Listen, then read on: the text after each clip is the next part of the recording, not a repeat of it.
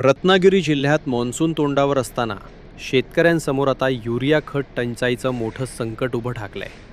शेती मशागतीची कामं अंतिम टप्प्यात असतानाच खताचा अपुरा पुरवठा होत असल्यानं बळीराजाला वणवण भटकावं लागत आहे.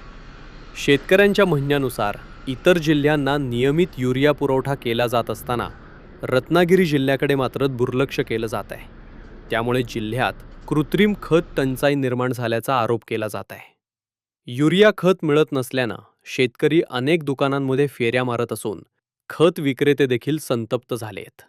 याचा थेट परिणाम शेती उत्पादनावर होण्याची भीती व्यक्त केली जात आहे. दरम्यान या प्रश्नावर रत्नागिरीतील शेतकरी आणि खत विक्रेते एकत्र येत युरिया कंपन्यांविरोधात आंदोलन छेडण्याच्या तयारीत आहेत.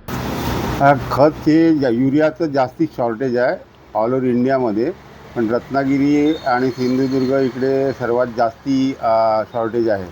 आणि त्याचं कारण असं आहे की नर्मदा बायोकेम म्हणून कंपनी आहे, ती अख्ख्या भारताला रत्नागिरीतून लेक पॉईंटवरून खत पुरवठा करते. वर्षभर त्यांचा पुरवठा चाललेला असतो, पण रत्नागिरीमध्ये 1 टन पण ते विक्रीसाठी देत नाहीत. त्यांच्याकडे पैसे जमा असताना पण ते माल देत नाही आहेत. आणि याच्यामध्ये त्यांना साठेबाजी करून पैसे कमवायचा इच्छा दिसते.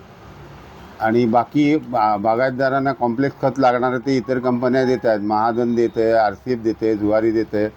पण दुसरी आणखीन एक गोष्ट, बफर स्टॉक आत्ता गरज नसताना गव्हर्नमेंटनी बफर स्टॉक करून ठेवला आहे. शेतकऱ्यांना खत मिळत नाही आणि लोकांची गोडाऊन पॅक आहेत आणि विक्रीला परमिशन नाही.